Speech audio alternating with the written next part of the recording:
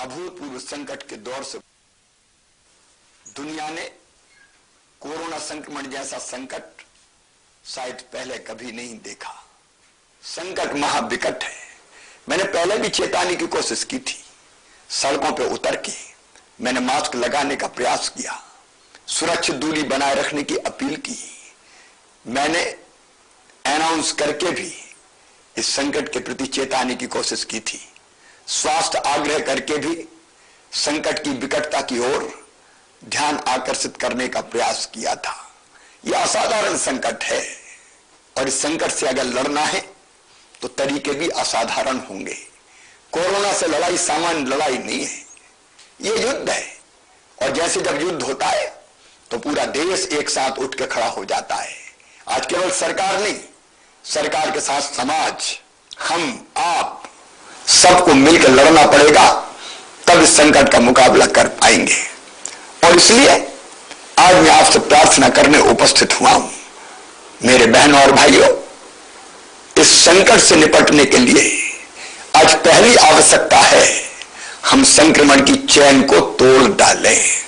ये चैन ब्रेक करना आज अत्यंत आवश्यक हो गया है, क्योंकि अस्पताल भर रहे हैं, हम व्यवस्था बढ़ाने की कोशिश कर रहे हैं, लेकिन अगर संक्रमित मरीजों की संख्या इसी तरह बढ़ती रही तो हर व्यवस्थाएं छोटी पड़ती चली जाएगी। और इसलिए पहला हमारा संकल्प, हम संक्रमण की बढ़ती रफ्तार को रोकेंगे और इसका उपाय हम घर में रहेंगे, अनावश्यक रूप से घर के बाहर नहीं निकलेंगे। 30 अप्रैल तक गांव में ग्रामवासी तय करें, शहर में मोहल्लेवासी तय करें, कॉलोनी में रहने वाले लोग अपनी कॉलोनी के लिए तय करें, एक बिल्डिंग में रहने वाले, फ्लैट्स में रहने वाले लोग वो बिल्डिंग तय करें कि 30 अप्रैल तक हमारे गांव से, हमारे मोहल्ले से, हमारी कॉलोनी से, हमारी बिल्डिंग से अनावश्यक रूप से कोई भी बाहर नहीं जाएगा। अगर हमें किसी सामान की आवश्यकता है, हम अपने प्रतिनिधि तय कर लें, 5 लोग तय कर लें कि वो जाएंगे, सामान लेके आएंगे और उसकी आपूर्ति आवश्यकता के अनुसार हर परिवार को कर देंगे। अगर हम 30 अप्रैल तक घरों में रुक गए और खुद हमने जनता कर्फ्यू लगा लिया, यह सरकारी कर्फ्यू नहीं होगा, यह लॉकडाउन नहीं होगा, यह हम अपने आप को बचाने के लिए, संक्रमण की रफ्तार को रोकने के लिए हम स्वयं तय करेंगे कि मैं घर में रहूंगा। मैं आपसे प्रार्थना करता हूं, गांव गांव से आवाज निकले, शहर के हर मोहल्ले से आवाज निकले, हम बिना काम के घर के बाहर नहीं जाएंगे। और घर के बाहर जाना पड़ा बहुत आवश्यक काम से तो अपने चेहरे पर मास्क होगा, बिना मास्क लगाए कदापि नहीं जाएंगे। मेरे बहनों और भाइयों, मास्क कफन से छोटा है, यह आसानी से लगाया जा सकता है और इसलिए मास्क लगाएं, सुरक्षित दूरी बनाएं, संक्रमण से बचने का हर उपाय अपनाएं। और अगर आपको सर्दी, जुकाम, बुखार, सिरदर्द, दस्त, खांसी जरा सी भी हो रही है तो कृपया करके लापरवाही बिल्कुल मत कीजिए। तत्काल सैंपल दीजिए, टेस्ट करवाइए। सरकारी व्यवस्था में टेस्ट निःशुल्क हो रहे हैं, टेस्ट करवाने में बिल्कुल देर मत कीजिए। और हां, एक बात और याद रखिए, टेस्ट करवाने के बाद अपने आप को अकेले में कर लीजिए, घर में अकेले रहिए, परिवार के लोगों से भी संपर्क मत रखिए, क्योंकि टेस्ट की रिपोर्ट आने तक अगर आप पॉजिटिव है और आप लगातार घूमते रहे तो पता नहीं कितने लोगों को कोरोना और ग्रसित कर लेगा। आपको भी बचना है तो दूसरे को भी तो बचाना है ना हमें। इसलिए अकेले में रहिए, ये मेरी प्रार्थना है। और अकेले में रहेंगे तो परिवार को भी बचा पाएंगे। क्या आप अपने परिवार से प्यार नहीं करते?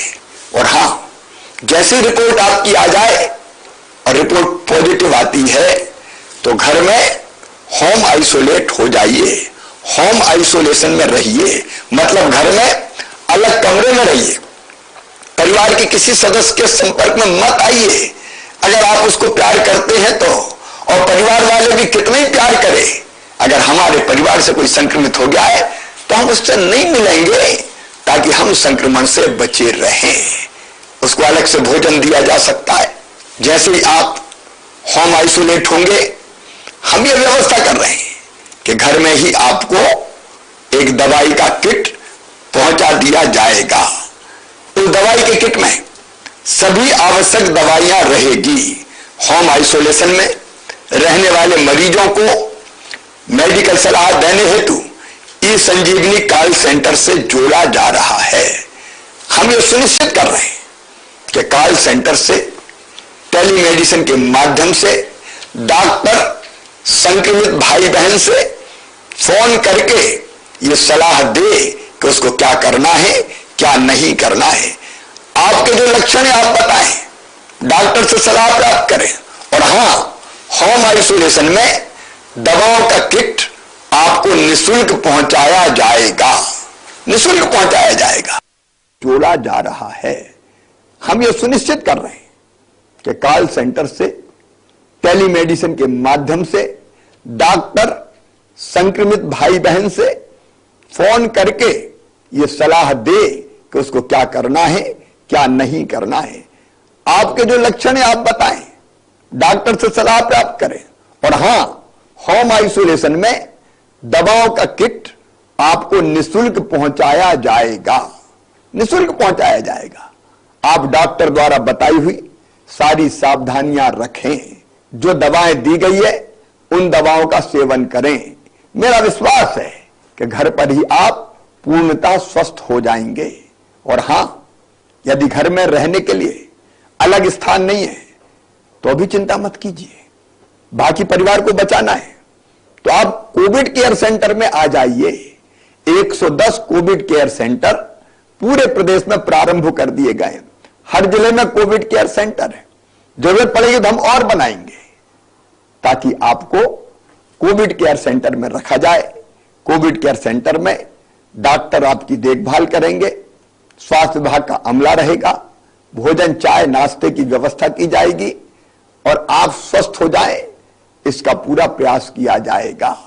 इसलिए घर में जगह नहीं है तो बिल्कुल संकोच मत कीजिए, कोविड केयर सेंटर में आइए। इसके बाद भी कोई समस्या पैदा होती है तो चिंता करने की जरूरत नहीं है, वहां से अस्पताल भेजने की व्यवस्था भी की जाएगी। लेकिन अगर इतना ध्यान आप रखेंगे तो अस्पताल जाने की नौबत नहीं आएगी। क्या आप इतना सहयोग नहीं करेंगे कि लक्षण आते ही आप टेस्ट करवा लें, इलाज कर लें, ताकि अस्पताल में भेजने की नौबत ही ना आए। अस्पताल में मेरे बहनों और भाइयों, बिस्तरों की संख्या हम लगातार बढ़ाने का प्रयास कर रहे हैं। सरकारी अस्पतालों में भी बिस्तर की संख्या लगातार बढ़ाई जा रही है। 1 अप्रैल को जहां हमारे पास कुल 21,159 बिस्तर उपलब्ध थे, आज उनकी संख्या बढ़ के 40,784 हो गई है। 30 अप्रैल तक इन बिस्तरों की संख्या बढ़ा के हम 50,000 तक पहुंचा देंगे। सरकारी अस्पतालों में बिस्तर की संख्या बढ़ रही है, प्राइवेट अस्पताल भी बिस्तरों की संख्या बढ़ा रहे हैं। हम प्राइवेट अस्पतालों को भी सरकारी भवन दे रहे हैं कि आप आइए, अपना अस्पताल प्रारंभ कीजिए। हर तरह की व्यवस्था में सरकार सहयोग दे रही है। और केवल प्राइवेट सेक्टर नहीं, अब तो स्वयंसेवी संस्थाएं भी अस्पताल बनाने आगे आ रही है। मैंने कहा कि संकट ऐसा है जिसमें सबको मिलकर लड़ना पड़ेगा। राधा स्वामी सत्संग व्यास इंदौर में अस्पताल तैयार कर रही है। हमारी लगातार कोशिश होगी हम बिस्तरों की कमी आपको ना आने दें, लेकिन संसाधनों की एक सीमा भी तो है। बीच में ऑक्सीजन की किल्लत पैदा हुई, चारों तरफ ऑक्सीजन की कमी के कारण एक विकट संकट हमारे सामने पैदा हो गया, क्योंकि अप्रत्याशित संख्या है मरीजों की। किसी ने कल्पना ही नहीं की थी कि ऑक्सीजन की इतनी आवश्यकता पड़ेगी। लेकिन प्रधानमंत्री जी से मैंने आग्रह किया, गृह मंत्री भारत सरकार से बात की, उद्योग मंत्री से बात की, स्वास्थ्य मंत्री से बात की, और आज मैं आपको आश्वस्त कर रहा हूं, अब ऑक्सीजन की आपूर्ति लगभग सामान्य होती चली जा रही है। 8 अप्रैल को ऑक्सीजन की आपूर्ति 130 मीट्रिक टन थी, जो 12 अप्रैल को बढ़ के 267 मीट्रिक टन हो गई। 14 अप्रैल को बढ़ के 280 मीट्रिक टन हो गई। 17 अप्रैल को बढ़ के 390 मीट्रिक टन हो गई। और आगे बढ़ती हुई ऑक्सीजन की आवश्यकता को देखते हुए मैं प्रधानमंत्री जी को धन्यवाद देना चाहूंगा। 20 अप्रैल तक 445 मीट्रिक टन ऑक्सीजन हमें प्राप्त होगी। 25 अप्रैल तक 565 मीट्रिक टन और 30 अप्रैल तक 700 मीट्रिक टन ऑक्सीजन हमको प्राप्त होगी। हम ऑक्सीजन बनाने के संयंत्र लगाते चले जा रहे हैं। छोटे छोटे संयंत्र जो स्थानीय स्तर पर उत्पादन करे, उसकी कोशिश भी लगातार जारी है। ऑक्सीजन कंसंट्रेटर खरीद के हम एक पेशेंट को अगर सामान्य ऑक्सीजन की जरूरत है तो हम वो भी ऐसे पेशेंट्स को अस्पताल में प्रदान करेंगे ताकि उसकी आवश्यकता पूरी हो जाए। हर संभव प्रयास हम करेंगे। इसके साथ साथ एक और दिक्कत हमारे सामने आई और वो थी रेमडेसिविर इंजेक्शन की। मेरे बहनों और भाइयों, इंजेक्शन की मांग बढ़ती चली गई। मध्य प्रदेश में इंजेक्शन बनता नहीं है, उत्पादित नहीं होता, हमको बाहर से मंगाना पड़ता है। पूरे देश में इंजेक्शन की कमी के कारण चारों तरफ चिंता व्याप्त हो गई। हमने लगातार कोशिश की कि कैसे हम इस इंजेक्शन की आपूर्ति को सुचारू कर पाए। मैं लगातार बात कर रहा हूं, भारत सरकार से बात कर रहा हूं, स्वास्थ्य मंत्री से बात कर रहा हूं, प्राइवेट कंपनियों से बात कर रहा हूं और बात करके हम आपूर्ति लगातार करते चले जा रहे हैं। हाँ, जितनी आवश्यकता है उससे अभी जो आपूर्ति है वो कम है, लेकिन हमारे प्रयासों में कोई कमी नहीं है। हमने प्राइवेट स्टॉकिस्ट को भी ये इंजेक्शन मिल जाए उसके लिए भी ऑर्डर दिलवाए हैं, ऑर्डर दिए हैं। सरकारी सेक्टर में भी हमारे पास इंजेक्शन आ जाए इसलिए प्राइवेट कंपनियों को ऑर्डर दिए हैं। अलग अलग दिन लगातार इंजेक्शन आ रहे हैं। भरपूर कोशिश हमारी रहेगी कि इन इंजेक्शन की भी कमी ना रहे, बाकी दवाइयों की कोई कमी ना हो। इसके प्रयास हम निरंतर कर रहे हैं, लगातार कर रहे हैं। लेकिन मेरे बहनों और भाइयों, मैं फिर कहना चाहता हूं, इस संकट से निपटने के लिए हम सबको एकजुट होना पड़ेगा। हम परिश्रम की पराकाष्ठा करेंगे, प्रयत्नों की परिसीमा करेंगे, कसर कोई नहीं छोड़ेंगे। लेकिन मैं सबसे अपील करता हूं, सभी राजनीतिक दलों के नेताओं से अपील करता हूं, मतभेद के और कई विषय हो सकते हैं, लेकिन संकट की घड़ी में मिलकर एक हो जाएं। धार्मिक संस्थाएं, सामाजिक संगठन, स्वयंसेवी संस्थाएं सब मिलकर आगे बढ़े, आगे आए। मुझे खुशी है कि कोरोना वॉलंटियर्स निकल के सामने आए हैं, जिनने अपने आप को रजिस्टर करवाया है कि हम इस संकट की घड़ी में प्रशासन और सरकार के साथ खड़े रहेंगे।